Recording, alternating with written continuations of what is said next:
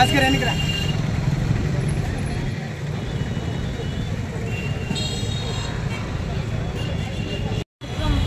మేరకు జాతీయ రహదారుల మాసోత్సవాలు జరుపుకున్న కారణంగా ఈ నెల 16వ తేదీ నుంచి వచ్చే నెల ఫిబ్రవరి 15వ తేదీ వరకు ఈ మాసోత్సవాలు జరుగుతున్నవి.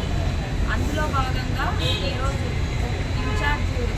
కర్నూలు జిల్లా ఇన్ఛార్జ్ ఎస్పీ గారి ఉత్తర్వుల మేరకు ఆదోని సబ్ డివిజన్ పోలీస్ వారందరూ from constable to home guard ప్రతి ఒక్కరూ ఈ రోడ్ సేఫ్టీ అవేర్నెస్ కోసం ప్రతి హెల్మెట్ ధరించి రోడ్ సేఫ్టీ మెజర్స్ ఎలా తీసుకోవాలని ప్రజలకు ఒక ర్యాలీలో భాగంగా ప్రజలకు తెలియజేయడం అయింది.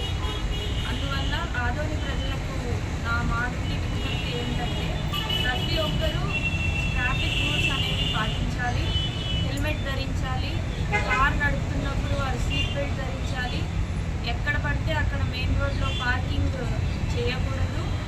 At the same time triple riding, drunk and drive, తాగి ఆల్కహాల్ సేవించి వాహనాలు నడపకూడదు. అండ్ ఇలాంటి ట్రాఫిక్ రూల్స్ అన్నీ పాటించాలి. ఎవరైతే వీటిని అతిక్రమిస్తారో వారిపైన చట్టపరమైన చర్యలు ఖచ్చితంగా తీసుకోబడతాయి. త్వరలోనే ఇక్కడ హెల్మెట్ ధరణ కూడా కంపల్సరీ చేస్తాము. కాబట్టి ప్రతి ఒక్కరూ టూ వీలర్స్ ప్రతి ఒక్కరూ వారి హెల్మెట్స్ తీసుకొని రెడీగా ఉండాలి. త్వరలోనే దీన్ని ఇంప్లిమెంట్ చేస్తాము ఆదోని సబ్ డివిజన్ మొత్తం. Insurance compulsory,